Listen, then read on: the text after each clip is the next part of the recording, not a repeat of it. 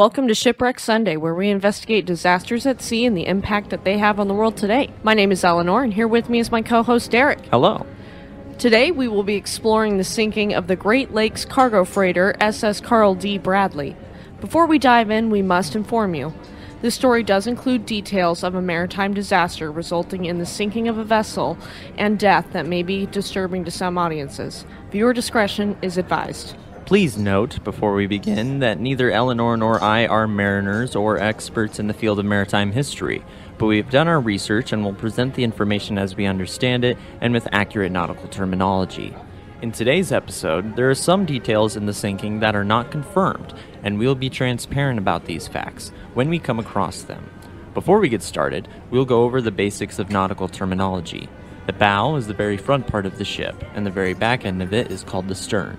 The port side is the left and the starboard side is the right. Propellers are sometimes referred to as screws. The hold is the metal sides of the ship. The keel is the very bottom of it, and the superstructure is the top deck, usually made of wood. Smokestacks, or funnels, are large tunnels on top of the ship used to direct steam and smoke away from the deck.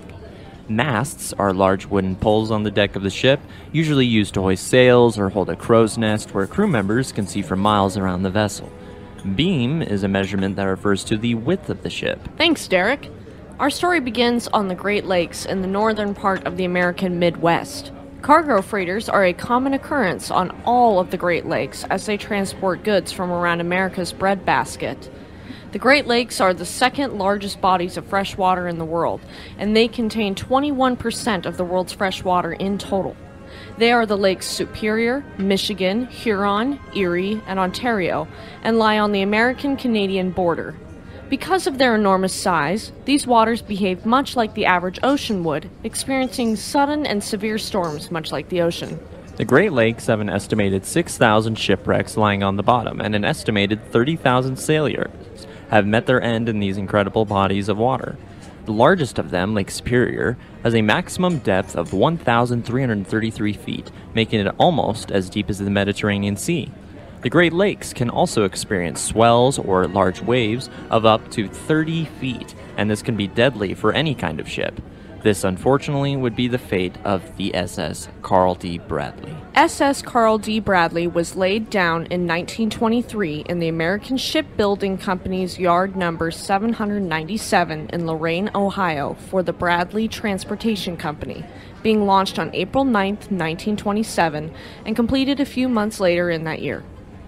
SS Carl D. Bradley was 639 feet long, had a 65.2-foot beam, and was 10,028 gross registered tons. She was equipped with General Electric high and low pressure steam turbines powering a single propeller, and she was capable of reaching speeds of up to 14 knots. She was manned by 35 crew and was able to carry up to 18,114 tons of stone in her cargo holds. She was a self-loading freighter, meaning she did not need a crane to load her cargo for her, and this saved her time, energy, and money. She was the longest freighter on the lakes for 22 years after being built, only losing her title of Queen of the Lakes, or largest cargo freighter on the lakes, to SS Wilfred Sykes in 1949. She was christened SS Carl D. Bradley after the president of Michigan Limestone, with her namesake and hundreds of Rogers City residents in attendance on July 28, 1927. She steamed into Calcite Harbor after her christening being declared the last word in freighter construction. Her maiden voyage was from her christening to Rogers City, Michigan, where she spent most of her time and where most of her crew resided. SS Carl D. Bradley was a notoriously sturdy and reliable ship, making a career of dutifully transporting different kinds of limestone from Lake Huron to ports on Lake Michigan and Erie, and occasionally to Lake Superior as well. She was also the first lake freighter to pass through the MacArthur Lock at the Sioux Locks in 1943. As the Queen of the Lakes, it was SS Carl D. Bradley's responsibility every year to break the ice up on the lakes so the smaller vessels can make their way to their destinations. For this reason, SS Carl D. Bradley's forepeak was filled with concrete, and plates that were broken during ice-breaking season were replaced before she started her regular freighting season. Despite being incredibly reliable, she did have a couple of rough patches in her career. On April 3, 1957, she sustained damage in a collision with MV White Rose on the St. Clair River and had to be dry docked in Chicago for 7 days in May of 1957 for repairs to her damaged hull. Carl D. Bradley also experienced 2 groundings while leaving Cedarville, Michigan in the spring of 1958 and November of 1958, respectively. Curiously enough, these groundings were not reported to the United States Coast Guard, although incidents like these were expected to be reported.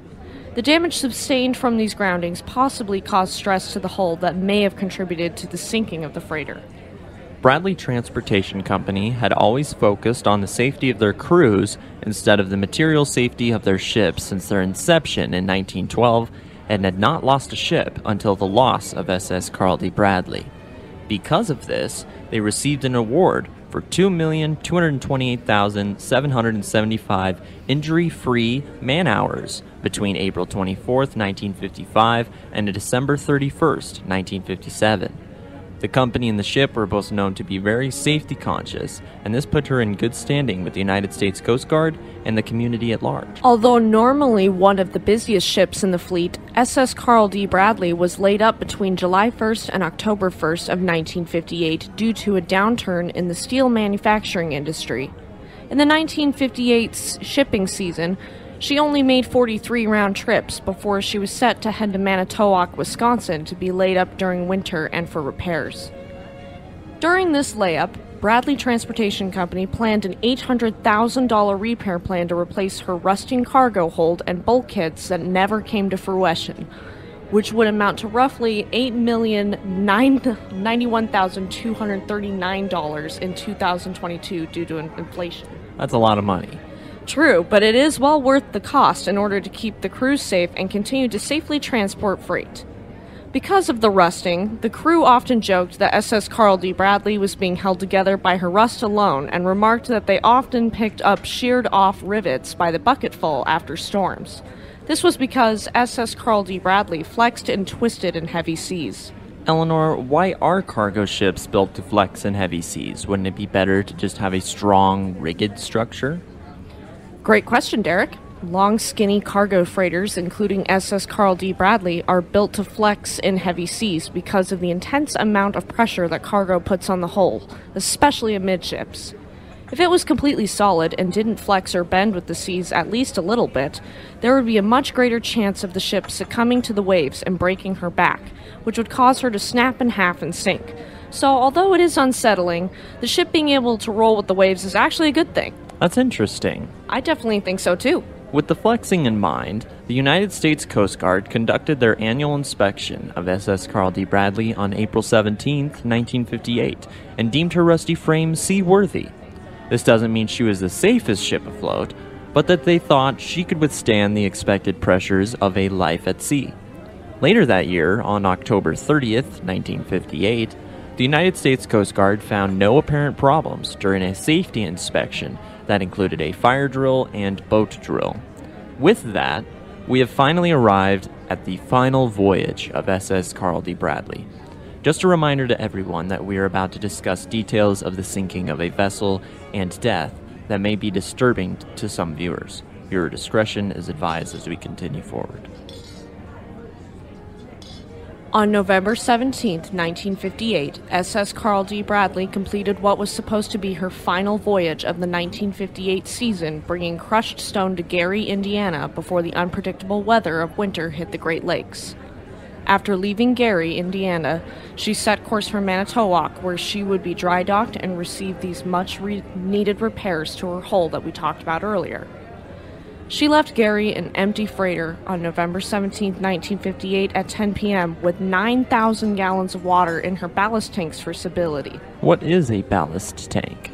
A ballast tank is a compartment on a ship or other floating structure that is meant to hold water, usually used for stability if there is no cargo or weight on the ship that would keep it more stable.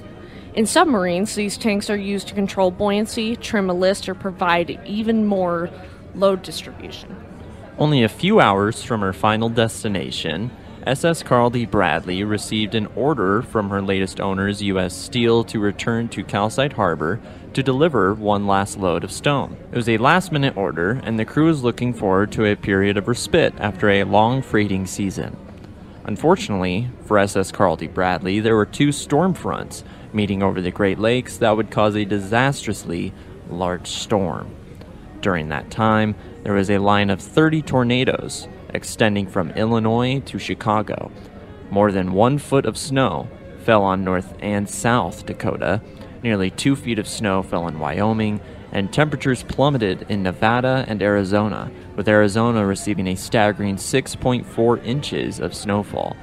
These clashing weather pressure systems would accumulate over the Great Lakes, causing enormous 20-foot swells and winds up to 35 miles per hour. The captain of SS Carl D. Bradley at the time was Captain Roland Bryan, known as a heavy weather captain who took pride in running a tight ship and getting his cargo from place to place in a timely manner. His usual course toward Rogers City up Lake Michigan was quicker and ran close to the Michigan shoreline, which can be both good and bad. Better protection from storms, but a higher likelihood of running aground on a shoal, sandbar, or reef. He avoided the brunt of the swelling sea by hugging the Wisconsin shoreline. Captain Bryan, his first mate, and second mate planned their route to take them to Canal Island and then turn at Lansing Shoal near the Beaver Island grouping. The seas were gathering their strength from the southwest, but it was not considered any more severe than a typical November storm on the Great Lakes, and the ship was riding over the swells like a dream.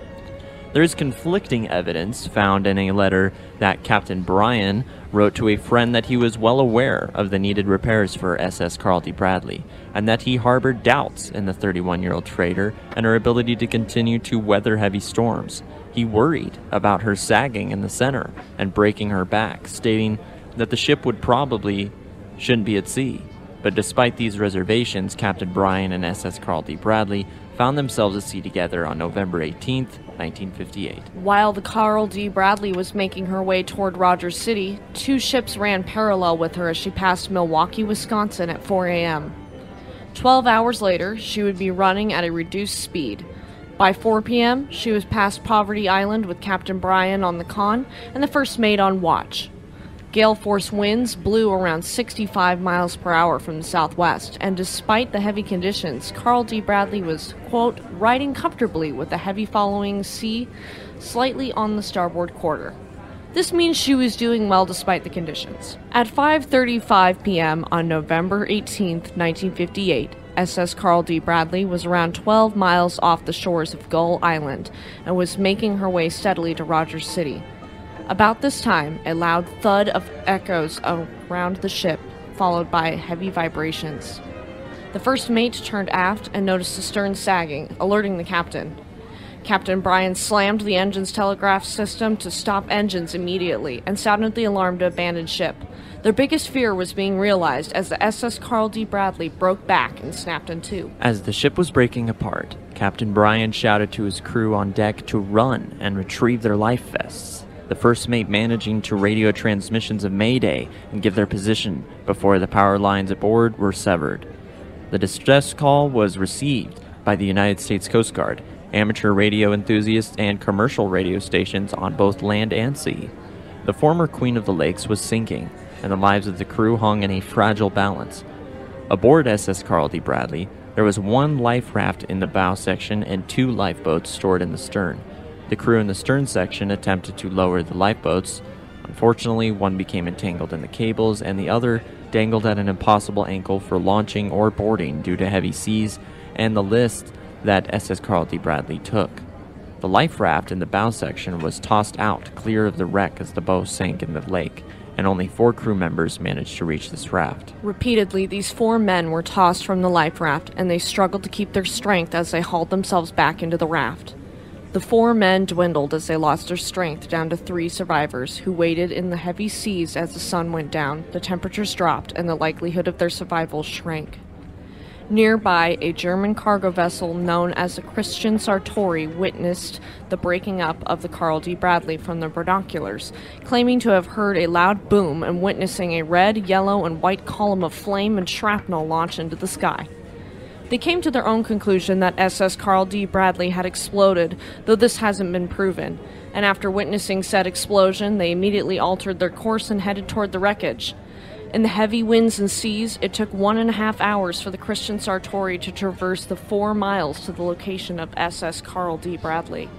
The Plum Island life-saving station deployed a 36-foot boat within minutes of the sinking, but the crew was unable to steer or make any sort of headway in the worsening storm and was forced to seek shelter by Washington Island. A United States Coast Guard cutter called the Sundew departed Charlevoix, Michigan, into the pounding seas of the open lake as the storm continued to get worse and the wind speeds hit a fever pitch. She arrived at the search area for the Carl D. Bradley at 10:40 p.m., roughly 5 hours after the freighter disappeared beneath the feet of her crew. United States Coast Guard cutter Holly Hawk from Sturgeon Bay, Wisconsin, arrived at 1:30 a.m. on November 19th after a 7-hour trip that was described as a visit to hell by her skipper. During the night, the families of the crew of SS Carl D. Bradley heard the news and made their way from Rogers City to Charlevoix, holding a standing vigil as they prayed for the best of their loved ones. 8 other commercial vessels had joined in the search by daybreak, with United States Coast Guard air and surface units continuing to search for survivors for days afterward. Around 8:37 a.m. on November 19, 1958, the cutter Sundew located the bow section life raft from SS Carl D. Bradley 15 long hours after the former Queen of the Lakes had foundered. In the life raft, 3 men were found: First Mate Elmer H. Fleming, Deck Watchman Frank L. Mays, and Deck Watchman Gary Streletsky. Unfortunately, Streletsky would die shortly after being rescued due to complications from hypothermia. Aboard the Sundew, the 2 survivors recalled their tale of survival. Shortly after SS Carl D. Bradley sank, they launched 2 out of 3 flares that were stored on the life raft.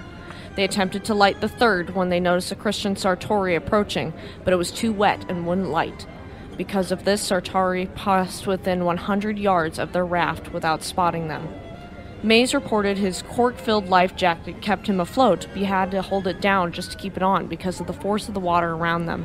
Sundew and other vessels recovered 17 bodies during the day, all of them donning their life jackets as they'd been instructed.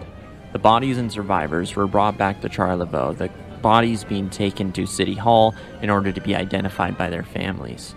More life jackets were found with their laces tied, indicated they'd been worn, but had been more than likely slipped off in the catastrophic storm. Of the 35 crew, 33 died in the sinking, with 15 bodies still unrecovered to this day. When the ice broke up in the spring of 1959, the United States Corps of Engineers located the Carl D. Bradley's wreck using sonar equipment on board MS Williams. The wreckage was located roughly 5 miles northwest of Boulder Reef and just south of Gull Island, lying at a depth of 370 feet. Later in 1959, U.S. Steel hired the Los Angeles-based Global Marine Exploration Company to survey the wreckage using an underwater television on the USS Submarex. Despite the survivors swearing up and down that they saw SS Carl D. Bradley break in two, and the Christian Sartori seeking the ship explode, the survey found the ship lying on the bottom of the lake in one piece. The U.S. Steel survey of the wreck is heavily criticized because it was conducted without impartial witnesses and in complete secrecy. What did they not want the public to find out? Well, the Coast Guard went in to answer these questions with their own survey, though there is conflict in these findings as well. So far in this story, we have 3 conclusions drawn. Number 1, according to the survivors, SS Carl D. Bradley sagged and broke in half. Number 2, SS Carl D. Bradley succumbed to a rusty hull and broke back. And number 3, the Christian Sartori claims to have seen the Carl D. Bradley explode and sink afterward. The Coast Guard Marine Board of Investigation, which we will abbreviate to the Board, found that SS Carl D. Bradley sank from excessive hogging stresses like the survivors claimed. The board also reported at the time of the tragedy there were 4 ships running parallel to or just ahead of the Carl D. Bradley, with 8 other vessels on Lake Michigan seeking shelter near the shoreline, while Carl D. Bradley found herself in the middle of the lake during the storm. Because of the ship leaving the relative safety of the shoreline, the board called Captain Bryan's judgment poor. However, the commandant of the United States Coast Guard, a man named Vice Admiral A.C. Richmond, issued his own report. In his findings, he disapproved of the conclusion brought forward by the board and concluded that Bryan did not use poor judgment, as the ship was also reported to have been faring well in the seas before the incident. He also concluded that if the ship did indeed break in half, it wasn't due to sagging, but instead due to undetected structural weakness or defect, aka the rusty hull we talked about earlier. Later, a maritime historian named Mark Thompson wrote that the type of steel used in older vessels may have contributed to structural failure in many sinkings, including Carl D. Bradley. He said, and I quote, "After the Carl D. Bradley sank in 1958, Coast Guard technical experts were aware of the shortcomings of the notch-sensitive and brittle steel that was used to build many ships prior to 1948. But there doesn't seem to have been any program in place to warn the owners or crew of such vessels. That led to the loss of SS Daniel J. Morrill in 1966 and may have been a factor in many other shipwrecks." End quote. Following their investigation, the Coast Guard Marine Board of Investigation made 5 safety recommendations. 1. Mechanical changes should be made in the way lifeboats are disengaged and deployed. 2. A second life raft should be mandatory on Great Lakes cargo ships because they land upright no matter how they are overturned. 3. Each lifeboat should be equipped with 2 tow ropes. 4. 6 parachute-type flare signals with equipment for firing them skyward should be stored on each lifeboat and life raft. And 5. The cork and canvas life vest should be updated to include crotch straps and collars to support the neck. Since the incident, life rafts were changed to be inflatable and with covered canopies to protect the crew members, and ship structural regulations have been updated to lean away from the rigid structures seen in the time of SS Carl D. Bradley. There was also legal settlement. SS Carl D. Bradley was estimated to be valued at $8 million when she sank, roughly $78.5 million today, making her the most expensive shipwreck in the Great Lakes history to this day. U.S. Steel initially only offered $660,000 to the families as a settlement, and 10 of these families sought $7 million restitution, wanting U.S. Steel to take responsibility for their part in the sinking. 1 year and 16 days after the sinking, a settlement of $1,250,000 was reached and distributed to the families of the victims, a drop in the bucket compared to the loss of their loved ones. Later surveys of the wreckage, with survivor Frank Mays in tow, found that the survivors had been right all along, and SS Carl D. Bradley broke up in the storm, and the wreckage was actually in 2 pieces. This brings justice and a small bit of solace to the survivors, and shows that the most reliable sources in these cases are the survivors themselves. This episode hopes to bring their story to the light and keep their memories alive. Thank you for tuning in to Shipwreck Sunday. If you like this episode and are listening on YouTube, please give us a like, leave us a comment, and subscribe to our channel. If you like this episode and are listening on Spotify, Samsung Podcasts, Amazon Music, or another podcast service, please subscribe for more content and leave us a 5-star review, as it does help reach more listeners like you. Tune in next Sunday for the story of Rms Carpathia, a Cunard ocean liner famous for being the rescue ship of the RMS Titanic that sank in World War I. Have a great week, and we'll see you next time.